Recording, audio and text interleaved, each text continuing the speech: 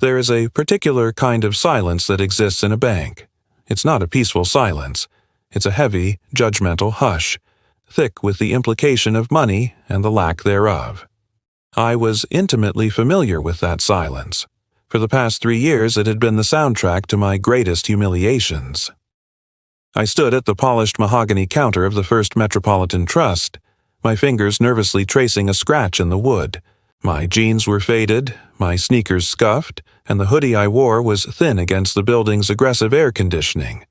I looked exactly like what I was supposed to be, a struggling 20-something freelancer, drowning in the gig economy.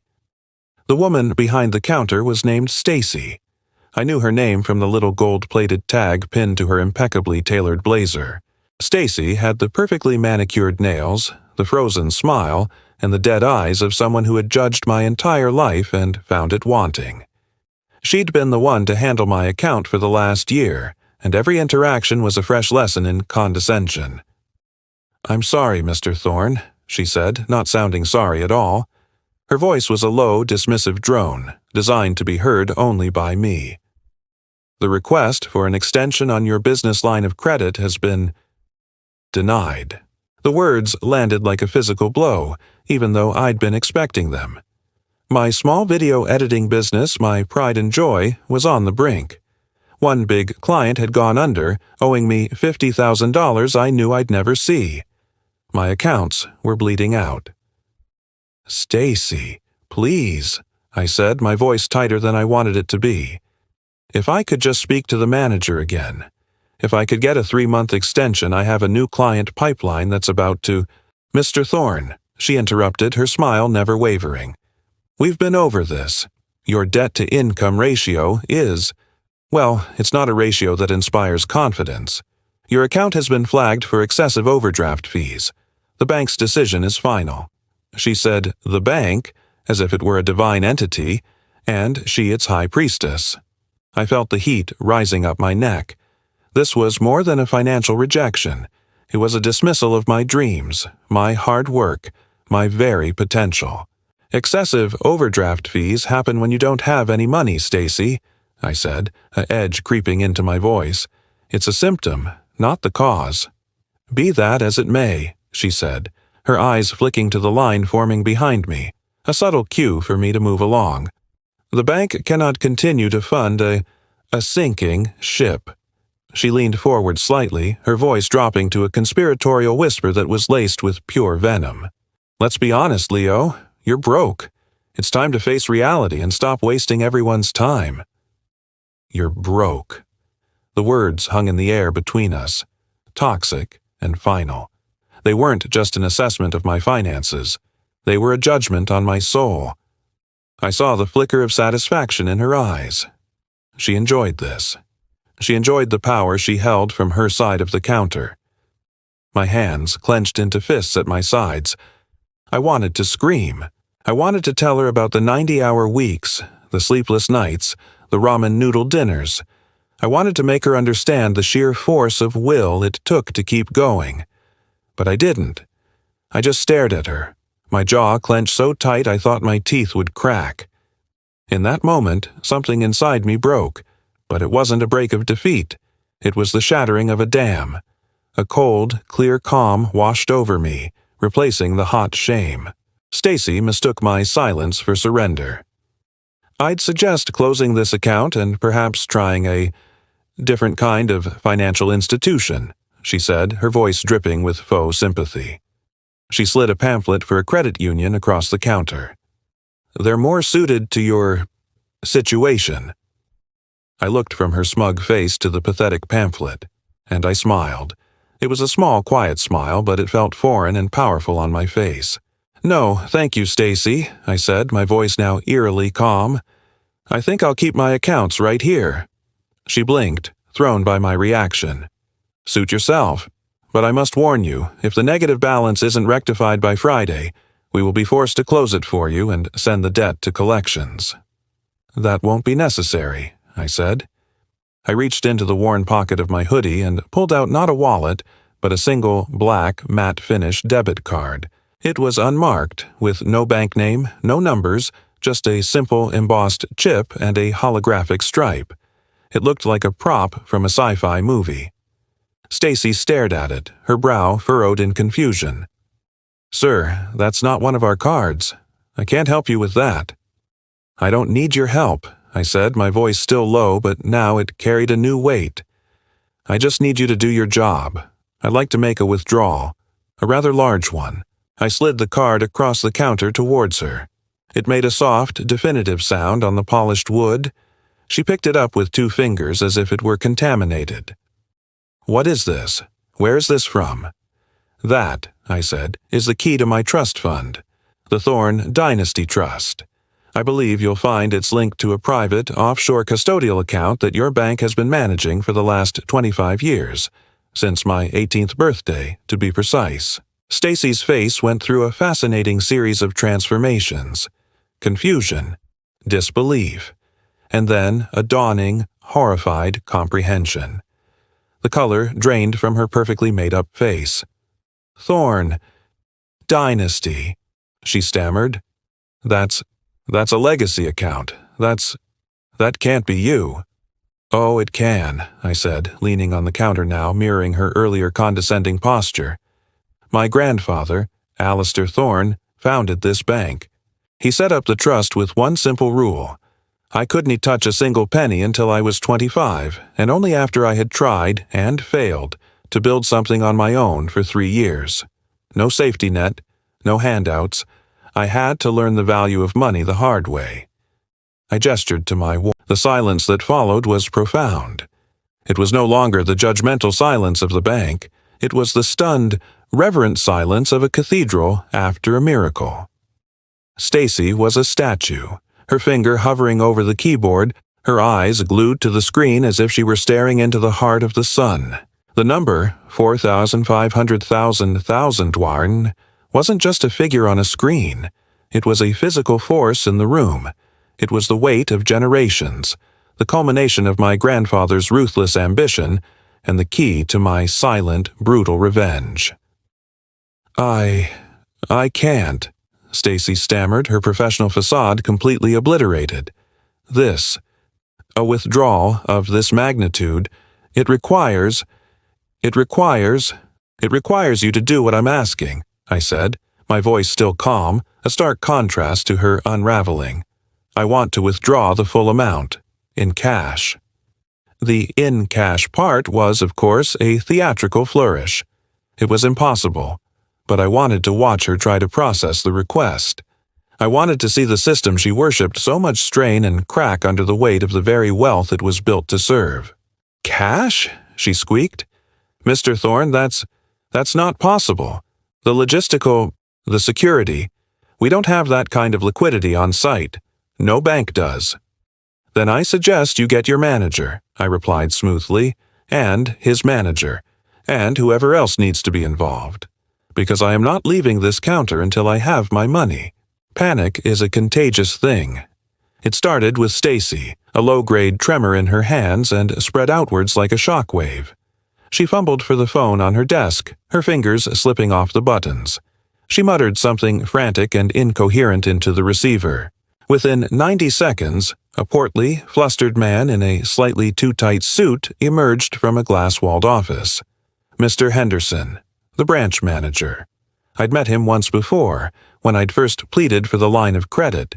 He'd given me 5 minutes and a patronizing pat on the back. "Leo, Mr. Thorn," he said, his face a mask of confused anxiety. "Stacy says there's some kind of misunderstanding." "No misunderstanding, David," I said, using his first name with a casual familiarity that made him blink. "I'm simply trying to withdraw my money. Stacy here seems to be having some technical difficulties." Henderson glanced at Stacy, who was now visibly shaking, and then at the screen. He gently nudged her aside and peered at the monitor. His reaction was slower, more controlled than Stacy's, but ultimately more devastating. His jaw went slack. A bead of sweat traced a path from his temple down his cheek. He looked from the screen to me, then back to the screen, as if trying to reconcile the number with the man in the faded hoodie. The Thorn Trust," he whispered, his voice full of awe and terror. My God, it's real. We all thought it was a myth, a folk tale the senior partners told. It's very real, I said, and as the sole beneficiary, I'd like my inheritance. Now.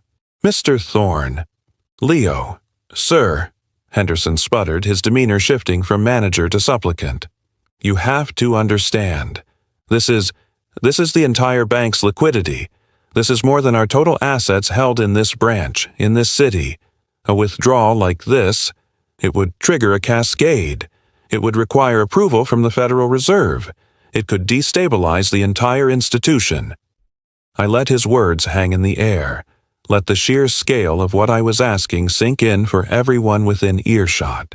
The line of customers was no longer impatient. They were captivated, their own petty transactions forgotten. They were witnessing a once-in-a-lifetime event, the moment a god walked among mortals and decided to demand his due. That sounds like a you problem, David, I said, my voice cold. Not a me problem. For 3 years, this institution has treated me like a nuisance. You've denied me loans, charged me exorbitant fees, and your employee, I said, nodding toward the catatonic Stacy, just told me to my face that I was broke and to stop wasting her time. So I've decided to take my business elsewhere. All of it. Henderson's face was pale. Sir, please, let's go to my office. We can discuss this like gentlemen. We can wire the funds anywhere you like. We can set up a private wealth management division for you, right here, today. No fees, the best rates. I'm not interested in your deals, I said, my gaze sweeping over the now silent bank. Every teller had stopped working. Every customer was watching. I was interested in a small line of credit to save my business. You said no. So now, I'm saying no. I want the money, the full amount, and I'm not moving from this spot. The standoff had reached its peak. Henderson, realizing I was immovable, did the only thing he could. He picked up the phone again, his voice a low, frantic whisper. He was calling the regional president. Then, undoubtedly, the legal department. The news was traveling up the chain, a poison pill of panic moving through the corporate bloodstream. I stood there, my arms crossed, the unmarked black card sitting on the counter between us like a declaration of war. I watched as the bank's digital signage behind the tellers, which usually displayed interest rates and bank promotions, flickered. The messages stuttered, then went blank. A low hum of confusion rippled through the crowd. Then the lights in the ceiling flickered. Henderson was now on 2 phones at once, his voice rising in pitch. What do you mean? The system is flagging it? Override it. I don't care if it's a global trigger. Find a way. It was happening. My single, simple request, the foundational purpose of a bank to give a customer their money, was causing a systemic failure. The $4.5 billion wasn't just a number in an account. It was a keystone in a complex web of investments, loans, and reserves. Pulling it out was like yanking the bottom block from a Jenga tower. A young tech guy in a polo shirt ran out from a back office and whispered frantically in Henderson's ear. Henderson's shoulders slumped in utter defeat. He looked at me, his eyes wide with a kind of professional horror I had never seen before. Mr. Thorne, he said, his voice hollow, the transaction, the attempt to even verify the liquidity for such a withdrawal, it's triggered a security protocol, a failsafe. He swallowed hard. The entire bank's network. It's frozen. Every transaction, every ATM, every online login, across the entire First Metropolitan Trust system, nationwide. A collective gasp went through the lobby. People pulled out their phones, tapping at screens, their faces morphing into confusion and then alarm. I looked around the grand lobby. The screens were dark. The tellers' terminals were black. The gentle whir of the computers was gone, replaced by a stunned, absolute silence. The bank had frozen solid, and I had caused it, all without raising my voice. I picked up my black card from the counter and slipped it back into my pocket. Well, I said, my voice echoing in the dead quiet, I guess my money's safe for now. I'll be back tomorrow to try again. I turned and walked towards the exit. The crowd of customers parted for me like the Red Sea, their eyes wide with a mixture of fear and awe. I didn't look back at Stacy or Henderson. I didn't need to. The memory of their shattered faces, the frozen screens, the paralyzed system, it was all the revenge I would ever need. The nobody had broken the bank, and the world was about to hear about it. Stepping out of the artificially chilled, silent bank and into the bright, noisy chaos of the city street was like crossing into another dimension. The sun was warm on my face, a cab honked impatiently, and people rushed past, oblivious to the small, contained apocalypse I had just unleashed inside the marble and brass fortress. I didn't feel triumphant. I felt clean, as if a poison I had been carrying for years had been surgically removed.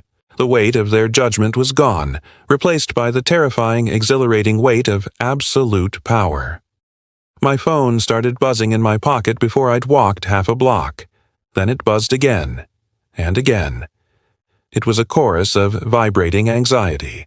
I pulled it out. Missed calls from numbers I didn't recognize. My email inbox was exploding with notifications. The news was spreading, fast and furious like a digital wildfire. Bank Run was trending. First Metropolitan Freeze was right behind it, and then a news alert popped up from a major financial network. Reporting, system-wide outage. At first, Metropolitan Trust sparks fears of institutional collapse. I allowed myself a small, tight smile. The butterfly had flapped its wings. I went home to my small, cluttered apartment. It was the same place Stacy had implicitly mocked. The worn sofa, the second-hand TV, the stack of unpaid bills on the kitchen counter. But it didn't feel shabby anymore. It felt like a command center. It felt like a disguise. I turned on the TV. The financial news channels were in a frenzy. Panicked anchors were speaking over each other. Graphics of plummeting stock prices for First Metropolitan's parent company flashing on the screen. Absolutely unprecedented, Maria. We're hearing unconfirmed reports that the trigger was a single withdrawal request. A single request, Jim? That seems impossible. Our sources inside say the amount was astronomical. We're talking billions. My phone rang again. This time, it was a number I recognized. It was my older sister, Celeste, the one who had married the hedge fund manager and had spent the last decade looking down her nose at my bohemian lifestyle. I let it go to voicemail. A moment later, a text came through from her. Leo, what in God's name have you done? Charles's firm has millions tied up with First Metropolitan. Call me. I didn't reply. The ripple was spreading, touching the very people who had considered themselves above my struggles. The next call was from a private number. I answered. Am I speaking to Mr. Leonardo Thorne? A deep, gravelly, and intensely serious voice asked. You are. Mr. Thorne, my name is Arthur Pendleton. I am the Chief Counsel for First Metropolitan Trust. On behalf of the entire board, I would like to extend our most profound apologies for the unacceptable treatment you received today. An apology is a start, Mr. Pendleton, I said, my voice neutral, but it doesn't unlock my money. There was a pained silence on the other end. Mr. Thorne, you must understand the position you've put us in. The system freeze was a protective measure. The mere attempt to process your request sent shockwaves through our entire digital infrastructure. The OCC, the Federal Reserve, they are all involved now. You're not just asking for a withdrawal. You're asking us to dismantle the bank brick by brick. Then I suggest you start dismantling, I said. I'll be in at 9 a.m. tomorrow to continue my transaction. Please, Mr. Thorne. His voice lost its professional composure, becoming almost pleading. Let's meet. Let's find a solution.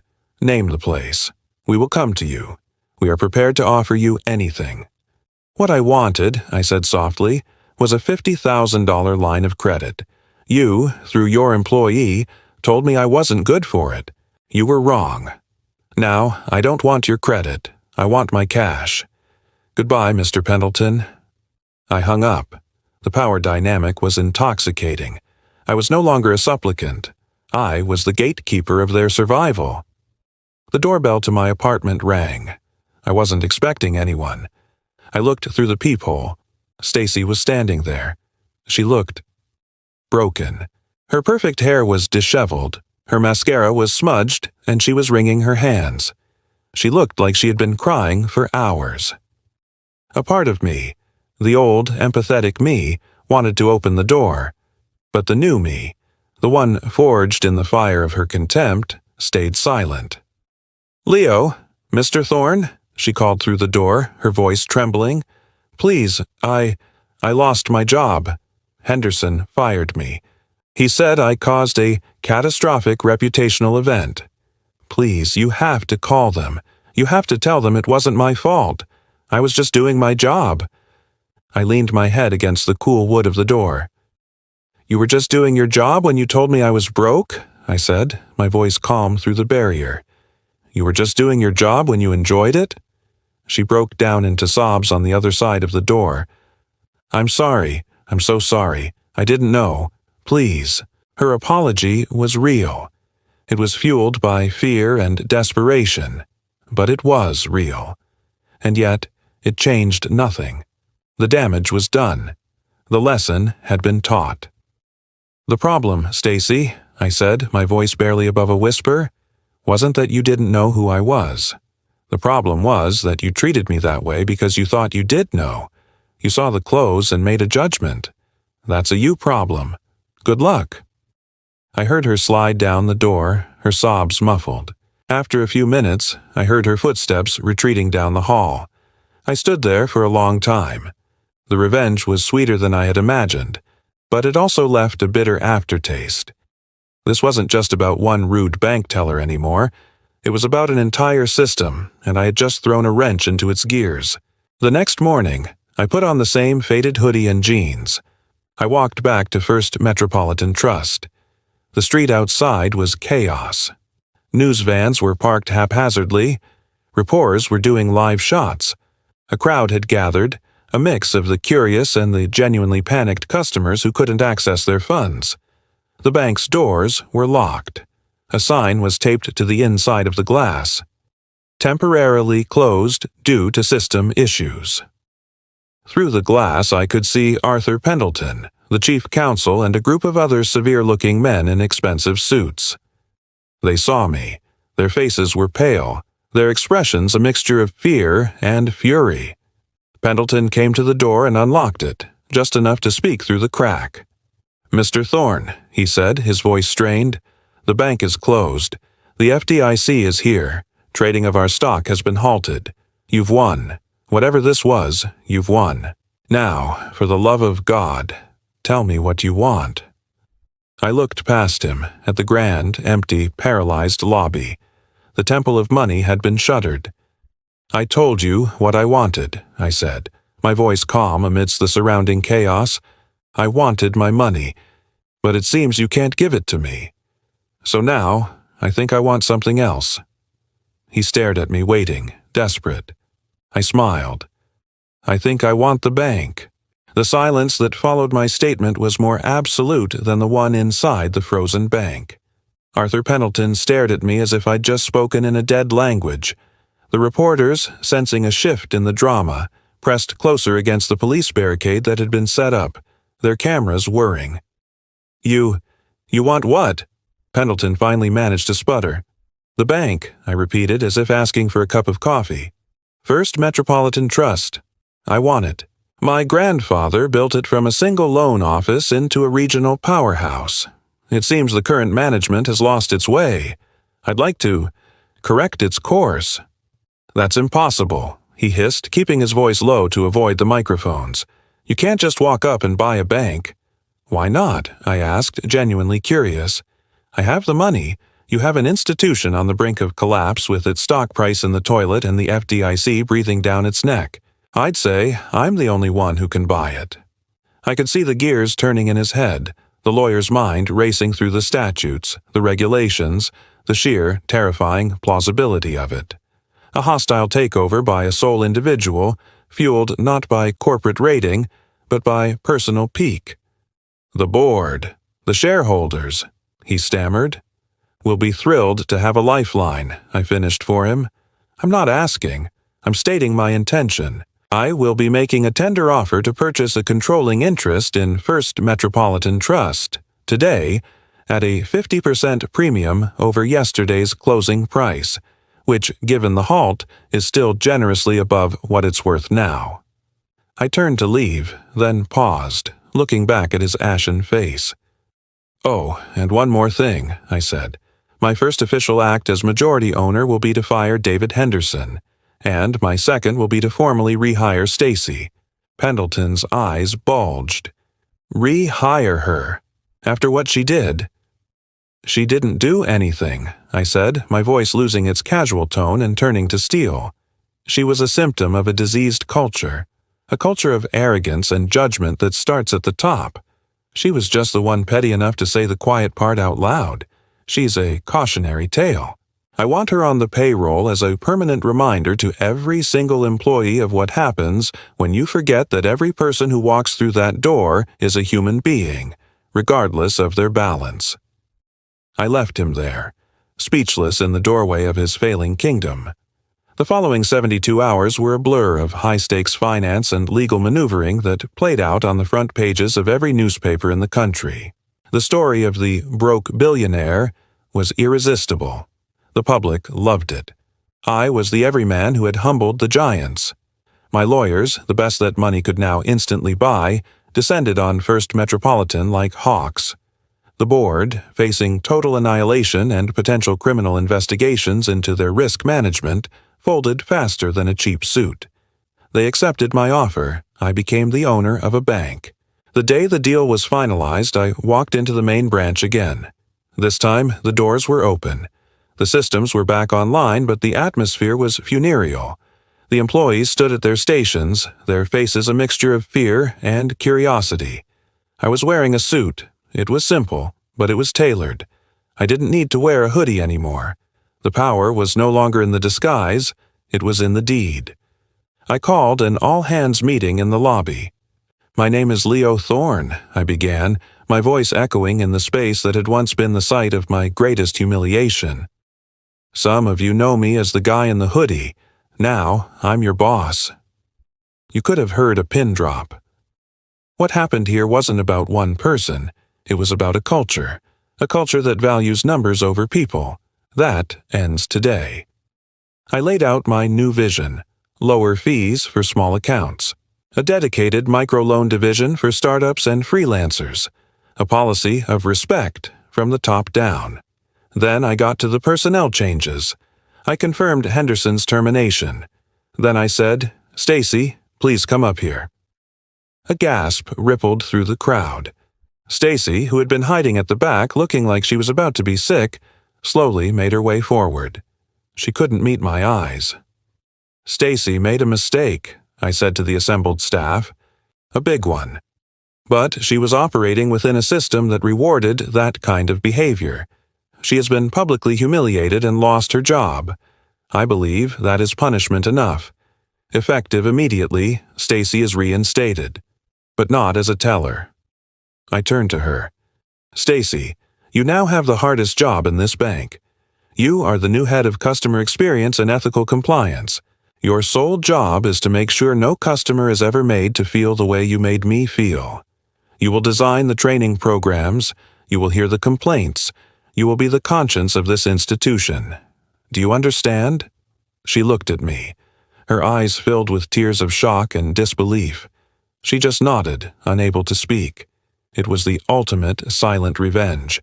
I hadn't destroyed her. I had redeemed her, and in doing so, I had forced her to forever be a living monument to her own failure and my mercy. She would spend the rest of her career enforcing the lesson she had so painfully learned. I spent the next year rebuilding the bank in my image. It became known as the Second Chance Bank, a place that valued hustle and heart over collateral. My video editing business, I didn't need it anymore. I became a different kind of creator. One afternoon, I was in my new, spacious office, the one that used to be Henderson's, when my assistant told me Stacy was here to see me. She walked in, a changed woman. The smugness was gone, replaced by a quiet, hard-earned dignity. Leo. Mr. Thorne, she corrected herself. I wanted to thank you. For this. For everything. It's not a gift, Stacy, I said. It's a responsibility. I know, she said.